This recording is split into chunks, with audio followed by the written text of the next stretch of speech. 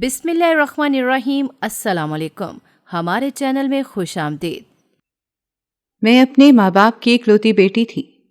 میرے دونوں بھائی مجھ سے عمر میں بڑے تھے، یا یوں کہنا چاہیے کہ میں اپنے ماں باپ کے بڑھاپے کی اولاد تھی۔ اسی وجہ سے مجھے وہ رونق اور پیار نہ مل سکا جو میرا حق تھا۔ میرے پیدا ہونے کے کچھ عرصے بعد ہی ابو اس جہان فانی سے کوچ کر گئے، اور اس کا قصوروار بھی سب لوگوں نے مجھے ہی ٹھہرایا تھا۔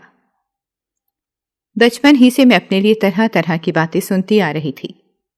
جب تک میری دادی زندہ تھی، وہ ہر وقت یہی کہتی رہتی تھی کہ میرا پیدا ہونا میرے باپ کو راس نہ آیا۔ وہ اپنے بیٹے کی موت کا ذمہ دار مجھے سمجھتی تھی، حالانکہ ابو اپنی طبعی موت مرے تھے۔ ابو کے انتقال سے پہلے ان کی کئی دنوں سے طبیعت خراب تھی۔ امی انہیں کئی بار ڈاکٹر کے پاس جانے کا کہہ چکی تھی، مگر وہ ایک کان سے سن کر دوسرے کان سے نکال دیتے تھے۔ اور پھر ایک دن جب امی صبح نے ناشتے کے لیے جگا رہی تھیں تو امی کو علم ہوا کہ ابو خالق کے حقیقی سے جا ملے ہیں۔ ہمارے گھر میں کوہرام برپا تھا، ہر آنکھ اشکبار تھی، کیونکہ کسی کو بھی امید نہیں تھی کہ ابو اتنی جلدی ہم سب کو چھوڑ کر چلے جائیں گے۔ جب تک ابو زندہ تھے وہ مجھ سے بے حد پیار کرتے تھے۔ ان کے ہوتے ہوئے میری گھر میں حیثیت تھی، مگر جب ابو کا انتقال ہو گیا تو گھر میں میری حیثیت بالکل ہی ختم ہو گئی۔ ابو مجھ سے بے انتہا محبت کرتے تھے اور اپنے ہاتھوں کا چھالا بنا کر رکھتے تھے۔ ابو کو شروع ہی سے بیٹی کی بہت خواہش تھی، مگر جب ان کی خواہش پوری ہوئی تو وہ مجھے چھوڑ کر چلے گئے۔ ابو تو مجھے چھوڑ کر چلے گئے تھے، مگر اس گھر میں میری حیثیت بالکل ہی ختم ہو چکی تھی۔ دادی دن رات اٹھتے بیٹھتے مجھے کوسنے دیتی اور یہی کہتی کہ میری وجہ سے ان کا بیٹا انہیں چھوڑ کر چلا گیا ہے۔ دادی سمجھتی تھی کہ میری پیدائش نے ابو کی جان لی ہے۔ دادی مجھے منحوس سمجھتی تھیں، اور امی بھی انہیں ان ساری باتوں سے نہیں روکتی تھیں۔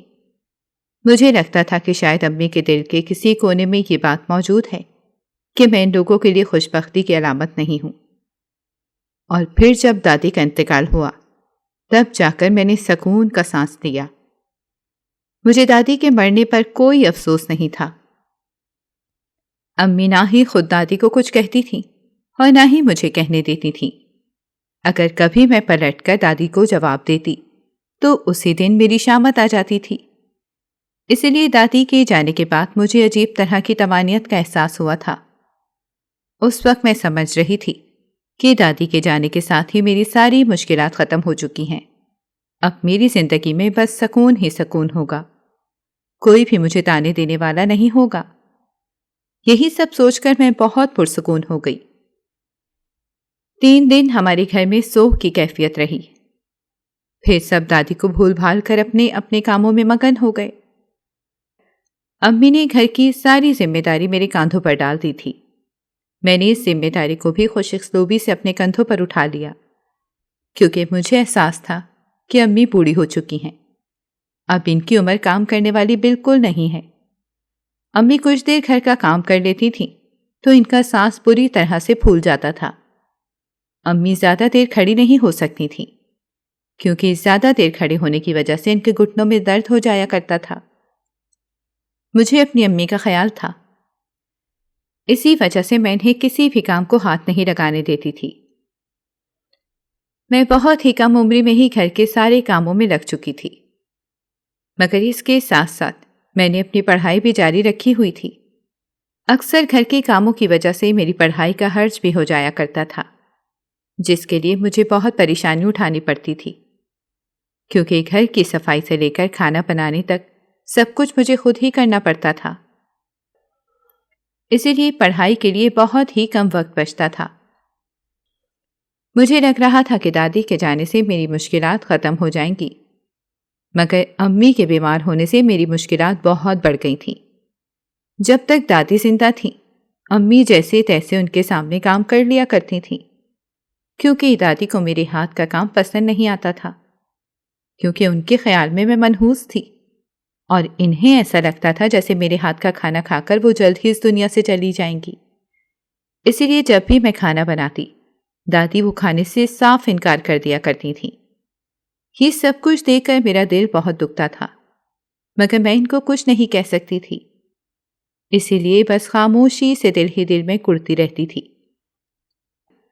اسی لیے کھانا امی کو خود بنانا پڑتا تھا، مگر اب دادی نہیں رہی تھیں تو امی کو کھانا بنانے کی فکر بھی نہیں رہی تھی۔ امی کو یہ بھی احساس نہیں ہوتا تھا کہ میں اتنی ذمہ داریاں نہیں سنبھال سکتی، مگر ان کی طبیعت ہی اس قدر خراب رہتی تھی کہ وہ اب کچھ بھی کرنے سے قاصر تھیں۔ امی میری دونوں بڑے بھائیوں کے لیے لڑکیاں ڈھونڈ رہی تھیں۔ امی کا ارادہ تھا کہ وہ دونوں بھائیوں کی شادیاں ساتھ ہی کر دیں گی۔ آخرکار امی نے دونوں بھائیوں کی منگنی کر دی اور جلد ہی شادی کی تاریخ بھی رکھ دی۔ یوں کچھ عرصے بعد میری دونوں بھابیاں بیاہ کر ہمارے گھر آ گئیں۔ ان دونوں کے آنے سے میں خوش تھی اور سوچ رہی تھی کہ اب میری جان گھر کے کاموں سے چھوٹ جائے گی اور میں آرام سے اپنی پڑھائی پر توجہ دے سکوں گی، کیونکہ گھر کے کاموں کی زیادتی کی وجہ سے میں کبھی بھی اچھے نمبر نہیں لے سکی اور بامشکل ہی پاس ہو پاتی۔ تبھی دونوں بھابیوں نے کچھ ہی عرصے میں اپنے رنگ دکھانے شروع کر دیے۔ دونوں ہی گھر کے کسی کام کو ہاتھ نہیں لگاتی تھیں، بلکہ اب تو ان کے سارے کام بھی مجھے ہی کرنے پڑتے تھے۔ کچھ عرصے تک تو میں نے برداشت کیا، پھر ایک دن تنگ آ کر امی سے کہہ دیا کہ وہ دونوں بھابیوں سے کام کرنے کو کہیں، اب مجھ سے گھر کے سارے کام نہیں ہوتے ہیں۔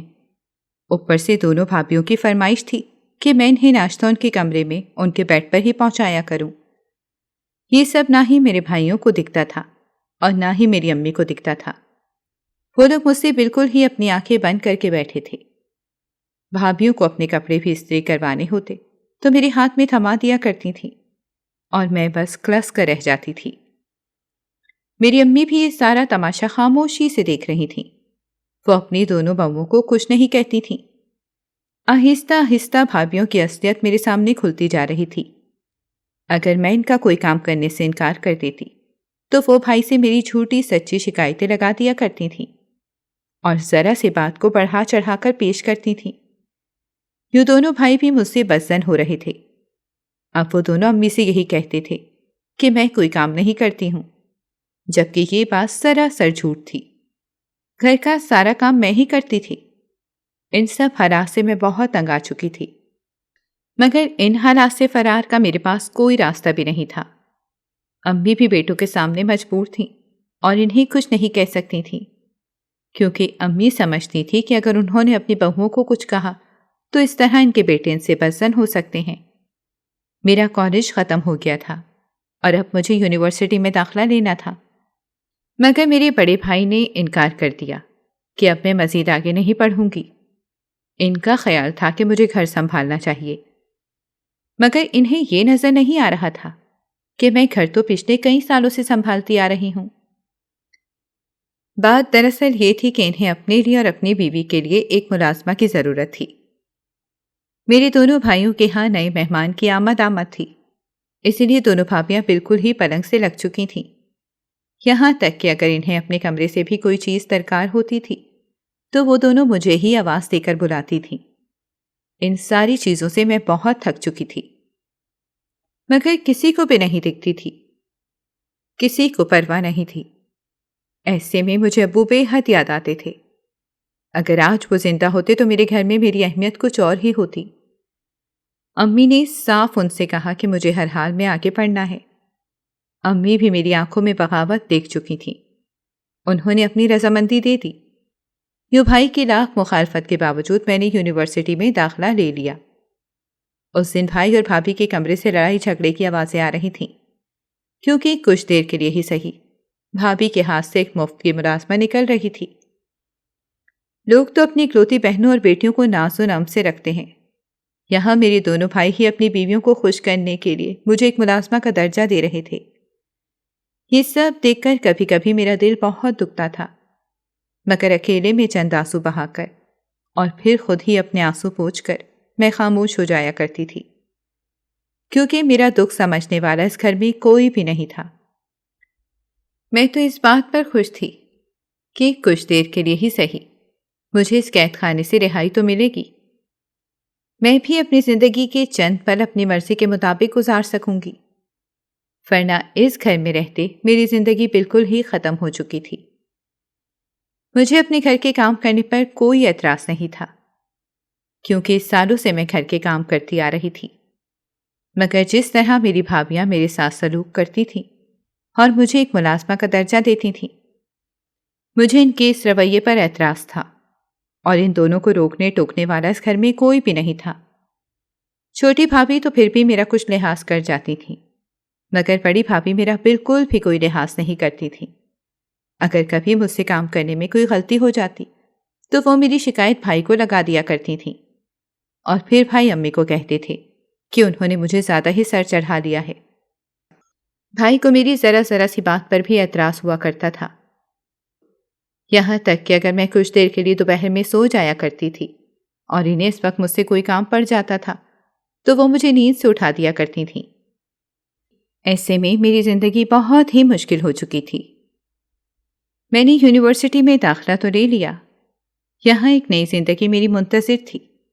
مجھے کچھ وقت کے لیے گھر کے کاموں سے اور گھر کی سیاست سے چھٹکارا مل گیا تھا، مگر یونیورسٹی سے گھر جا کر مجھے گھر کے سارے کام کرنے پڑتے تھے۔ میں جتنی بھی تھکی ہوئی ہوتی، اس بات کا کسی کو کوئی خیال نہیں تھا۔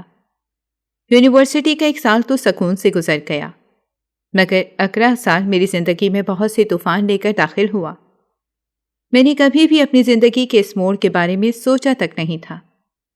ایک دن میں یونیورسٹی کے لان میں بیٹھی تھی۔ اس دن میری دوست نہیں آئی تھی، اسی لیے مجھے آج کا پورا دن اکیلے ہی گزارنا پڑا تھا۔ میں نے یونیورسٹی میں آ کر بس ایک ہی دوست بنائی تھی، جس کے ساتھ میں اپنے دکھ سکھ بانٹ لیا کرتی تھی۔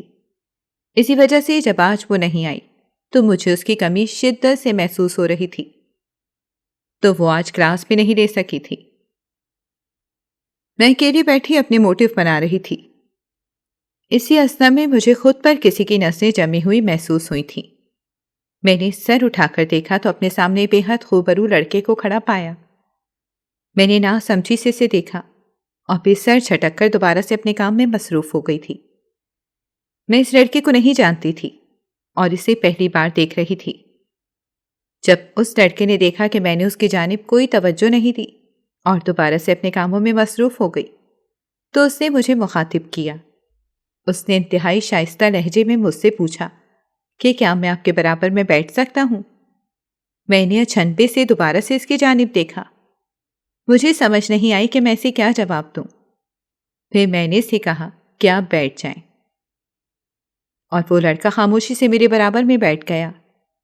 میں ایک بار پھر اپنے کاموں میں مصروف ہونے کی کوشش کرنے لگی، مگر اس لڑکے کی نگاہیں مجھ پر ٹکی ہوئی تھیں، مگر میں دانستہ اس کی جانب دیکھنے سے گریز کر رہی تھی۔ اس لڑکے نے مجھے دوبارہ سے مخاطب کیا اور مجھ سے پوچھا کہ آپ کون سے ڈپارٹمنٹ سے ہیں؟ میں نے اسے اپنے ڈپارٹمنٹ کا نام بتا دیا۔ اس نے اپنا تعارف کروایا۔ اس لڑکے کا نام سلمان تھا اور وہ مجھ سے 2 سال سینئر تھا اور دوسرے ڈپارٹمنٹ سے تعلق رکھتا تھا۔ اس نے مجھ سے کہا کہ میں نے 1 ہفتے پہلے ہی آپ کو دیکھا تھا اور اس دن سے ہی آپ سے بات کرنا چاہتا تھا، مگر ہمیشہ آپ کے ساتھ آپ کی دوست موجود ہوتی تھی، اسی لیے اس کی موجودگی میں مجھے آپ سے بات کرنا مناسب نہیں لگ رہا تھا۔ آج آپ کو اکیلے بیٹھے دیکھا تو آپ سے بات کرنے آ گیا۔ اس کی اس قدر لمبی تہمید سن کر میں خاموشی سے اس کی جانب دیکھتی رہی۔ اس نے جب مجھے بدستور خاموش دیکھا تو مجھ سے کہا کیا آپ بہت کم بولتی ہیں؟ میں اس کی یہ بات سن کر مسکرائی اور دوبارہ سے اپنے کام میں مصروف ہو گئی۔ یہ اس بات کا واضح اشارہ تھا کہ وہ یہاں سے جا سکتا ہے۔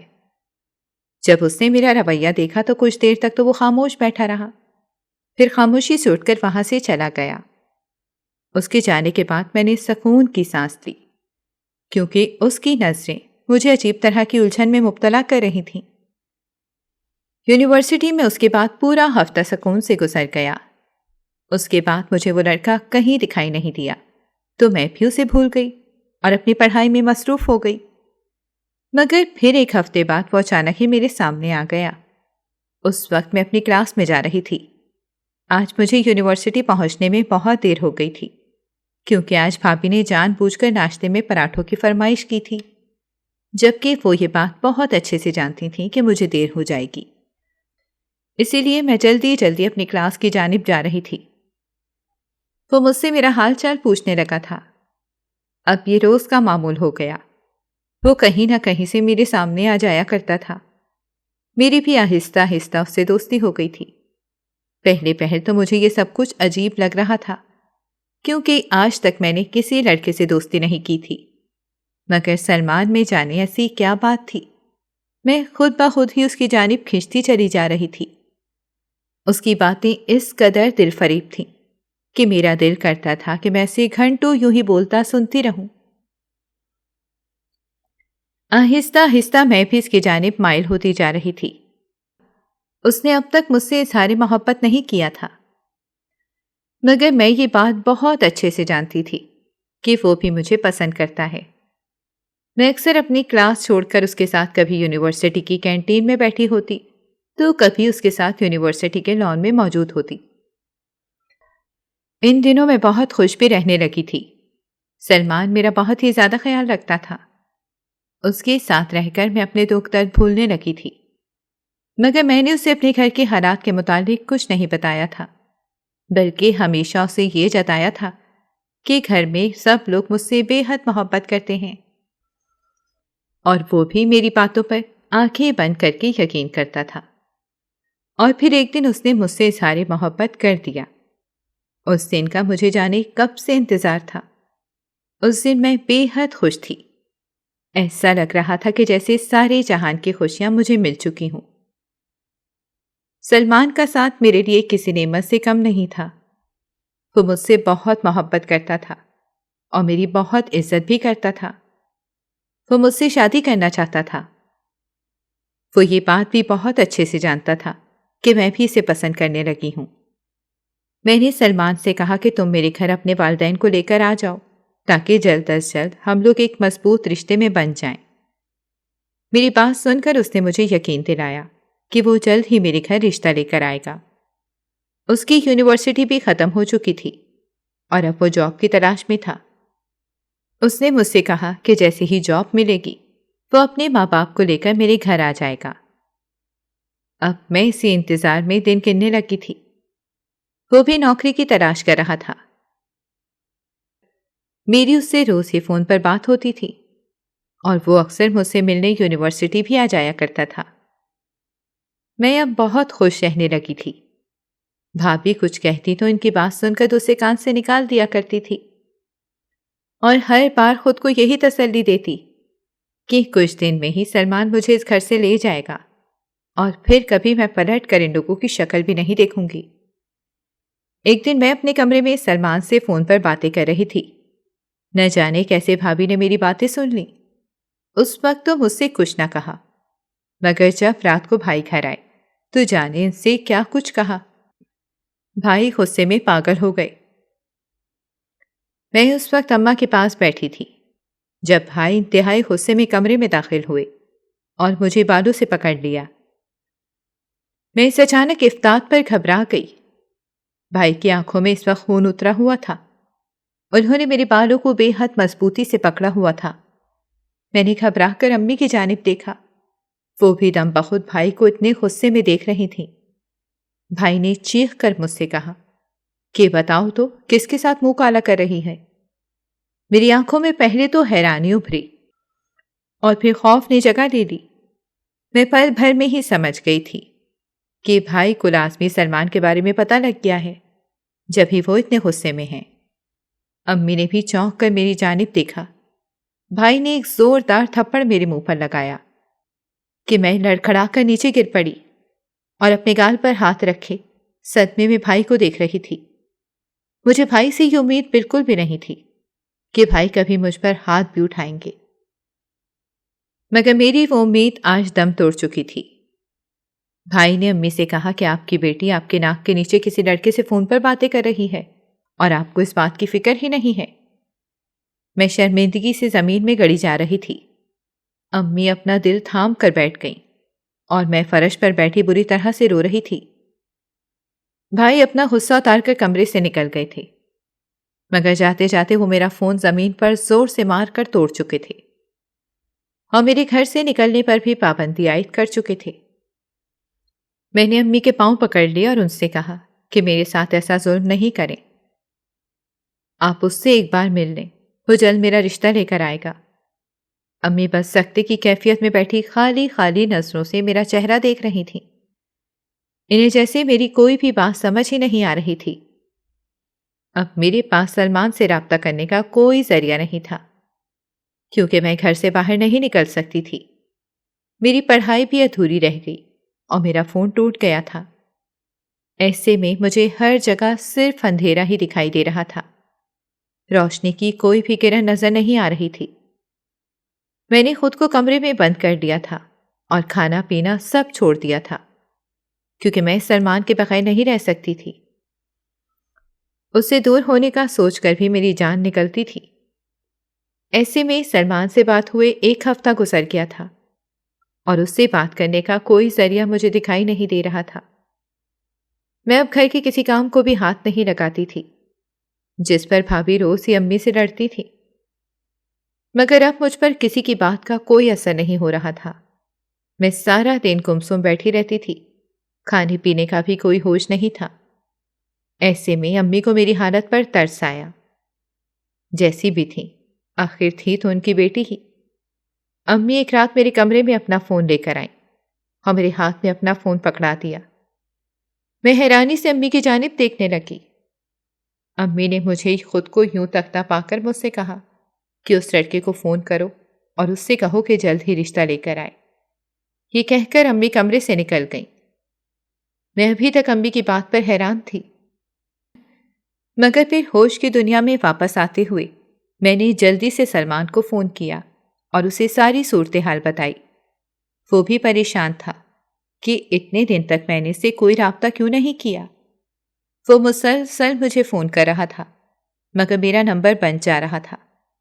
وہ مجھ سے کہہ رہا تھا کہ میں 1-2 دن میں تمہارے گھر آنے ہی والا تھا۔ میں نے سلمان کو روتے ہوئے ساری بات بتا دی اور اس سے کہا کہ جلدی رشتہ لے کر آ جاؤ۔ سلمان نے مجھے تسلی دی اور مجھ سے کہا کہ گھبرانے کی کوئی ضرورت نہیں ہے، میں کل ہی اپنے ماں باپ کو لے کر تمہارے گھر رشتہ لینے آؤں گا۔ اس کی بات سن کر میں دوبارہ سے جی اٹھی تھی، ورنہ تو مجھے لگ رہا تھا کہ شاید میں کبھی بھی سلمان سے نہ مل سکوں گی۔ کچھ دیر بعد امی کمرے میں آئیں تو میں نے امی سے کہا کہ وہ کل اپنے ماں باپ کو لے کر میرا رشتہ مانگنے آئے گا۔ امی مجھے دیکھے بغیر اور میری بات کا جواب دیے بغیر ہی کمرے سے نکل گئیں۔ میں نے دکھ سے انہیں جاتا ہوا دیکھا تھا۔ اگلے دن اپنے وعدے کے مطابق سلمان میرے گھر رشتہ لے کر آ گیا۔ بھائی اور بھابھی کو ابھی تک اس معاملے کا علم نہیں تھا۔ جب وہ لوگ ہمارے گھر آئے، جب جا کر بھابھی کو پتہ چلا۔ سلمان کے گھر والے بہت ہی اچھے لوگ تھے۔ وہ لوگ پڑھے لکھے تھے اور روشن خیال تھے، اسی لیے اپنے بیٹے کی پسند کا رشتہ کرنے پر خوشی خوشی راضی بھی ہو گئے تھے۔ ان لوگوں کے جانے کے بعد بھائی کو علم ہوا کہ یہ وہی لڑکا تھا جس سے میں فون پر باتیں کر رہی تھی، تو بھائی نے گھر میں ایک طوفان کھڑا کر دیا۔ مگر امی نے اس بار کسی کی نہیں سنی اور سلمان سے میرا رشتہ پکا کر دیا۔ امی تو جلد ہی میری شادی کرنا چاہتی تھیں، مگر چونکہ سلمان اپنے والدین کا اکلوتا بیٹا تھا تو اس کے ماں باپ نے اس کی شادی کے لیے بہت سے خواب سجا رکھے تھے۔ اسی لیے اس کی والدہ نے امی سے کہا کہ ہم لوگ ابھی نکاح کر دیتے ہیں اور شادی چند مہینوں بعد کر دیں گے، اس طرح انہیں تیاری کرنے کے لیے کچھ وقت میسر آ جائے گا۔ آخر کار امی کو ان کی بات ماننی پڑی، کیونکہ امی ان پر زیادہ زور نہیں دے سکتی تھیں۔ بھائی نے گھر میں بہت واویلا کیا، مگر جب انہوں نے دیکھا کہ امی ان کی کسی بھی بات کو خاطر میں نہیں لا رہی ہیں تو وہ بھی ناچار خاموش ہو گئے اور یوں میرا سلمان سے نکاح ہو گیا۔ سلمان سے نکاح ہونے کے بعد میں بہت خوش تھی۔ میں تو بالکل ہی امید چھوڑ کر بیٹھ چکی تھی، مگر شاید امی کو ہی مجھ پر ترس آ گیا تھا، اور سلمان بھی ہر لحاظ سے ایک بہترین انسان تھا، اور اب تو اس کی جاب ایک بہت بڑی کمپنی میں لگ چکی تھی۔ نکاح کے بعد شادی کی تیاریاں شروع ہو گئیں، مگر میں اس وقت نہیں جانتی تھی کہ یہ خوشیاں محض چند دنوں کی ہیں۔ اگر جان جاتی تو کبھی بھی ان خوشیوں کو دعاؤں میں نہیں مانگتی۔ انہی دنوں بھابھی کا بیٹا پیدا ہوا۔ ہمارے گھر میں جیسے بہار آ گئی۔ ہم سبھی لوگ بہت خوش تھے۔ سلمان کی امی بھی بھابھی کے بیٹے کو دیکھنے آئی تھیں۔ امی سلمان کی والدہ کو بھابھی کے کمرے میں لے گئیں کیونکہ بھابھی کا آپریشن ہوا تھا، وہ اپنی جگہ سے اٹھ نہیں سکتی تھیں، اور امی نے مجھ سے کہا کہ جلدی سے چائے ناشتے کا بندوبست کرو، اور امی خود بھی بھابھی کے کمرے میں ان کے ساتھ ہی بیٹھ گئی تھیں۔ امی وہاں سے کچھ دیر بعد اٹھ کر باورچی خانے میں چلی آئیں جہاں میں چائے ناشتے کا بندوبست کر رہی تھی۔ امی بھی میرے ساتھ جلدی جلدی کام کروانے لگیں، اور وہاں سلمان کی امی بھابھی کے ساتھ ان کے کمرے میں موجود تھیں، اور یہی سب سے بڑی غلطی ہوئی تھی۔ جب میں چائے کی ٹرے لے کر ان کے سامنے گئی تو سلمان کی امی اپنی جگہ سے کھڑی ہوئی تھیں، ان کے چہرے پر غصہ صاف دیکھا جا سکتا تھا۔ وہ وہاں سے کوئی بھی بات کیے بنا اور چائے پیے بنا ہی ہمارے گھر سے چلی گئیں۔ امی اور میں حیران تھے کہ انہیں کیا ہو گیا ہے، ابھی کچھ دیر پہلے تک تو وہ بالکل ٹھیک تھی، مگر ہمیں کچھ بھی سمجھ نہیں آ سکا۔ اس وقت میں سلمان کو بھی فون کر رہی تھی، مگر اس نے بھی میرا فون نہیں اٹھایا۔ اب تو مجھے صحیح معنوں میں پریشانی نے گھیر لیا، کیونکہ آج تک ایسا کبھی نہیں ہوا تھا۔ سلمان میرا فون اٹھا ہی لیا کرتا تھا، مگر آج جانے کیا ہوا تھا، اس نے میرا فون ہی نہیں اٹھایا۔ اگلے کئی دن تک میرے سے کوئی بھی بات نہیں ہو سکی۔ یہ دن میں نے بہت ہی زیادہ پریشانی میں بسر کیے تھے، اور پھر ایک دن وہ ہوا جس کی مجھے توقع نہیں تھی۔ اس دن میں گھر کا کام کر رہی تھی، اسی اثنا میں دروازے پر دستک ہوئی۔ بڑے بھائی گھر پر ہی موجود تھے اور ساتھ گھر والے بھی وہیں پر موجود تھے۔ بھائی نے آگے بڑھ کر دروازہ کھولا تو دروازے پر ڈاکیا کھڑا تھا۔ بھائی نے اس سے لفافہ لے لیا۔ بھائی کو اس وقت نہیں پتا تھا کہ اس لفافے میں کیا ہے۔ بھائی وہ لفافہ لے کر اندر آ گئے اور اسے وہیں صوفے پر بیٹھ کر کھولنے لگے۔ بھائی نے جیسے ہی لفافہ کھول کر اس میں موجود کاغذ اپنے سامنے کیا، ان کا جبڑا بھیج گیا اور ماتھے کی رگیں تن گئیں۔ سب کی منتظر نگاہیں بھائی کے چہرے پر ہی جمی تھیں۔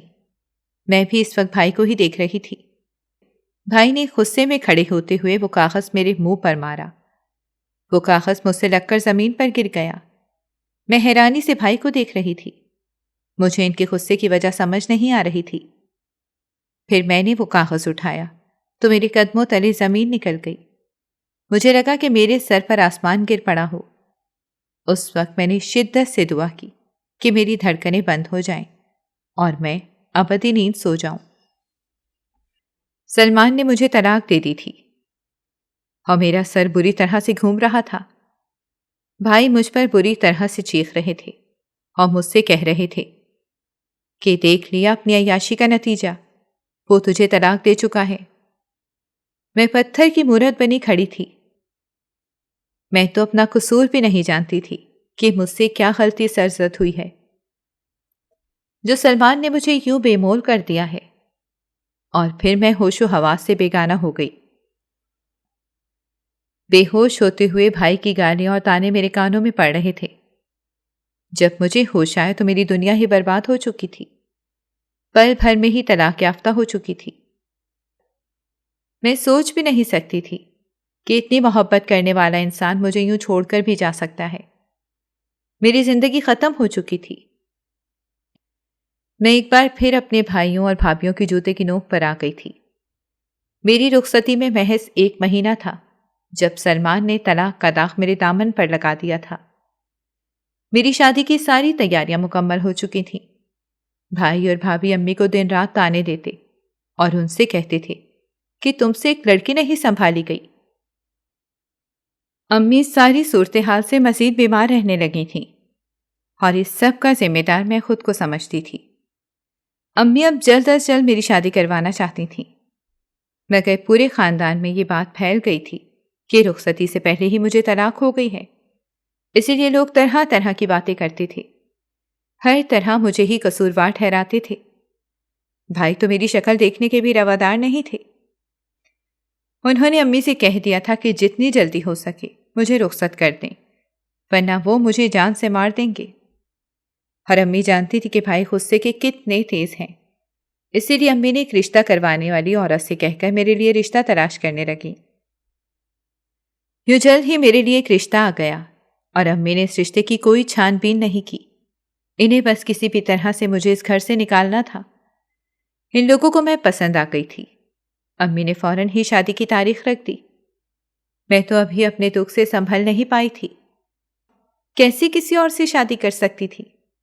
میں نے امی کے پاؤں پکڑ لیے اور ان سے کہا کہ میں اس گھر کی ایک نوکرانی بن کر رہ لوں گی، کبھی کچھ نہیں مانگوں گی، آپ لوگوں کو اپنی شکل نہیں دکھاؤں گی۔ میں اپنی امی کے پاؤں پکڑ کر یہ سب کہتے ہوئے بری طرح سے رو رہی تھی، مگر امی نے ایک جھٹکے سے مجھ سے اپنا پاؤں چھڑایا۔ میں لڑکھڑا کر دور جا گری اور غصے سے مجھ سے کہا کہ جتنی کالک تم نے ہمارے منہ پر ملنی تھی تم مل چکی ہو، اب میں تمہاری ایک بات نہیں سنوں گی۔ یہ کہتے ہوئے غصے سے امی کی آواز کانپ رہی تھی۔ میں نے امی کے سامنے ہاتھ جوڑے اور ان سے کہا کہ مجھ پر یہ ظلم نہیں کریں، میں کسی اور کے ساتھ نہیں رہ سکتی ہوں۔ امی اپنی جگہ سے اٹھیں اور دھکے مار کر مجھے اپنے کمرے سے نکال دیا اور کہنے لگیں کہ یہ ساری باتیں جا کر اپنے بھائی سے بولو جو تیرے خون کا پیاسا ہے۔ اچھا تھا تو پیدا ہوتے ہی مر جاتی، جانے تو کیوں پیدا ہو گئی۔ میں روتے ہوئے اپنے کمرے میں آ گئی اور یوں مجھے زبردستی کسی اور کے ساتھ رخصت کر دیا گیا۔ میری محبت کا خون ہو چکا تھا۔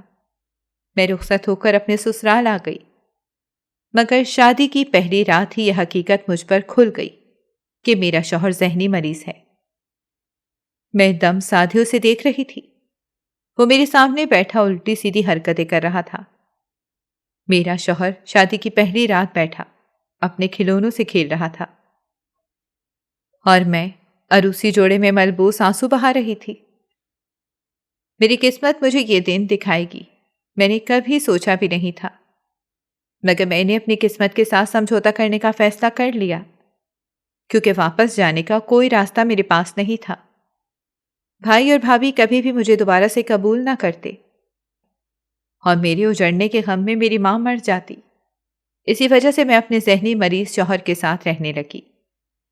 میری امی اور میرے بھائیوں نے لڑکے کو بغیر دیکھے شادی کے لیے ہاں کر دی تھی۔ میری ساس ایک بہت ہی ظالم عورت تھی، اسے بس اپنے بیٹے کے لیے کسی نوکرانی کی ضرورت تھی جو اس کے بیٹے کو پوری زندگی سنبھال سکے۔ میری ساس نے جان لیا تھا کہ میں اپنے گھر والوں پر بوجھ ہوں۔ وہ بہت ہی زہریلی خاتون تھیں، اسی لیے میں ان کے گھر میں ان کے پاگل بیٹے کے ساتھ رہنے پر مجبور تھی۔ میری ساس آئے روز مجھ پر نئے ظلم کرتی، وہ مجھے ستانے کا کوئی بھی موقع اپنے ہاتھ سے جانے نہیں دیتی تھیں۔ شادی کے بعد میرے گھر سے کوئی بھی ایک بار مجھ سے ملنے تک نہیں آیا تھا، سبھی مجھے بھول چکے تھے، میرا بوجھ اپنے سر سے اتار کر پھینک چکے تھے۔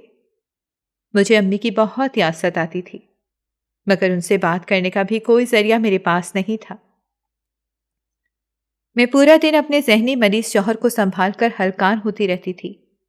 اس کی حرکتیں کسی 5 سال کے بچے جیسی تھیں اور اسے شادی کا مطلب سرے سے پتہ ہی نہیں تھا۔ میری ساس مجھ پر ہاتھ اٹھانے لگی تھی۔ ایسے میں ایک دن میرے صبر کا پیمانہ لبریز ہو گیا اور میں نے اپنی ساس کا ہاتھ روک لیا۔ اس بات پر میری ساس غصے سے پاگل ہو گئی اور اس نے اپنے پاگل بیٹے سے کہا کہ مجھے طلاق دے دے۔ وہ بس مجھے دھمکانا چاہ رہی تھی، مگر ان کا بیٹا چونکہ ذہنی مریض تھا، وہ اپنی ماں کی بات فوراً ہی مان جایا کرتا تھا۔ اس نے ایک لمحے کی بھی دیر لگائے بغیر مجھے طلاق کے 3 لفظ کہہ دیے۔ یہ کہہ کر وہ تیز آواز میں ہنس رہا تھا۔ اس کے لیے یہ سب تو محض کھیل تھا، مگر ایک بار پھر سے طلاق کا داغ میرے دامن پر لگ گیا۔ میں سختی کی کیفیت میں کھڑی رہ گئی۔ میری ساس بھی اپنا سر پکڑ کر بیٹھ گئی، کیونکہ پہلے ہی اسے اپنے بیٹے کے لیے بڑی مشکل سے کوئی لڑکی ملی تھی اور وہ بھی انہوں نے مجھے اپنے غصے میں طلاق دلوا دی تھی۔ اب میرا اس گھر میں رہنے کا کوئی جواز نہیں بنتا تھا۔ میری ساس نے مجھے روکنے کی کوشش کی، مگر میں روتے ہوئے اس گھر سے نکل آئی۔ میں ننگے پاؤں ہی اس گھر سے نکلی تھی۔ میرے پاس تو رہنے کا بھی کوئی ٹھکانہ نہیں تھا۔ واپس پلٹ کر میں اپنے گھر نہیں جا سکتی تھی۔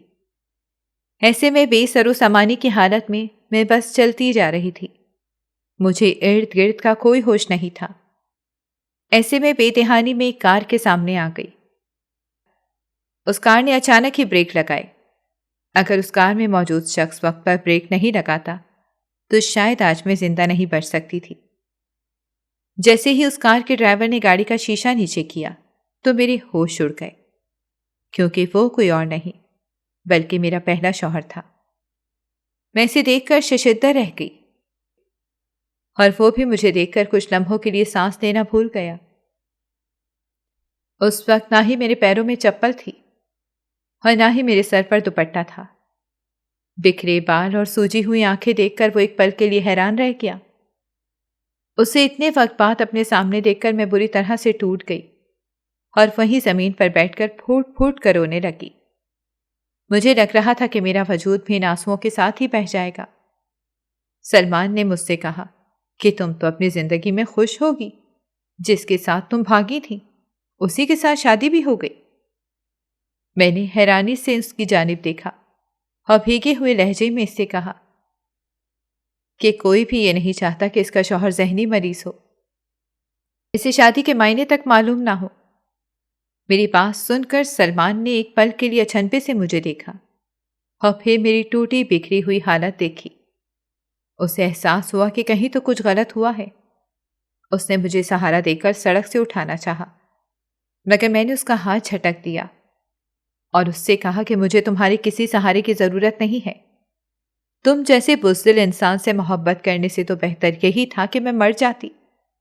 آج میں اپنی زندگی کے اس مقام پر تو نہ کھڑی ہوتی۔ سلمان حیرانی سے میری جانب دیکھ رہا تھا۔ اسے تو یہی بتایا گیا تھا کہ میں اپنی زندگی میں بہت خوش ہوں۔ میں نے کھڑے ہو کر سلمان کو پکڑ لیا اور اس سے کہا کہ تم نے مجھے کچھ بھی بتائے بغیر طلاق کیوں دی؟ سلمان نے مجھ سے کہا کہ جس دن تمہاری بھابھی کا بیٹا پیدا ہوا تھا اور امی اسے دیکھنے گئی تھیں، جب تمہاری ہی بھابھی نے امی کو بتایا کہ تم کسی لڑکے کے ساتھ بھاگ گئی تھی اور وہ لڑکا تمہیں ایک ہفتے بعد چھوڑ کر جا چکا تھا، جبھی تمہارے گھر والے تمہاری شادی مجھ سے کرنے پر راضی ہوئے ہیں اور ہم لوگوں نے ان کی بات پر یقین کر لیا، کیونکہ ایک ہفتے تک تم نے مجھ سے کوئی بات نہیں کی تھی۔ میں نے چیخ کر اس سے کہا کہ میں نے تمہیں بتایا تھا میرا فون بھائی نے توڑ دیا تھا، کیونکہ انہیں تمہارے بارے میں پتہ چل گیا تھا، مگر تم نے میری بات پر یقین نہیں کیا اور بھابھی کی بات پر یقین کیا۔ اس نے مجھ سے کہا کہ وہ تمہاری بھابھی تھیں، وہ ہم سے جھوٹ کیوں بولیں گی؟ میں نے افسوس سے اس کی جانب دیکھا اور اس سے کہا کہ جانتے ہو، جب تم نے مجھے طلاق دی تو کس طرح میری زندگی مجھ پر تنگ کر دی گئی اور میری شادی ایک ذہنی مریض سے کروا دی جس نے مجھے طلاق دے دی۔ یہ کہہ کر میں پھوٹ پھوٹ کر رو دی، یہاں تک کہ روتے روتے میری ہچکیاں بن گئیں، مگر میرے آنسو کسی بھی صورت رک نہیں رہے تھے۔ میں نے سلمان کی آنکھوں میں دیکھ کر اس سے کہا، اگر میں اتنی ہی دھوکے باز ہوتی تو میں ایک ذہنی مریض انسان کے ساتھ اپنی شادی بچانے کی کوشش نہ کرتی۔ یہ کہہ کر میں وہاں سے جانے لگی کہ مجھ میں مزید وہاں کھڑے ہونے کا حوصلہ نہیں تھا۔ سلمان نے میرا ہاتھ پکڑ لیا اور مجھ سے کہا کہ کہاں جا رہی ہو؟ میں نے اس سے کہا کہ اپنے گھر پلٹ کر نہیں جا سکتی، کیونکہ میرے گھر والے مجھے کبھی بھی قبول نہیں کریں گے۔ یہ کہہ کر میں نے اس سے اپنا ہاتھ چھڑا کر جانے لگی، مگر اس نے میرا ہاتھ مزید مضبوطی سے تھام لیا اور مجھ سے کہا، میرے ساتھ میرے گھر چلو۔ میں نے حیرانی سے اس کی طرف دیکھا اور اسے صاف انکار کر دیا۔ میں کس رشتے سے اس کے ساتھ جاتی؟ مگر اس نے زبردستی مجھے اپنی گاڑی میں بٹھایا اور اپنے ساتھ اپنے گھر لے آیا۔ اس نے آج بھی میری ایک نہیں سنی۔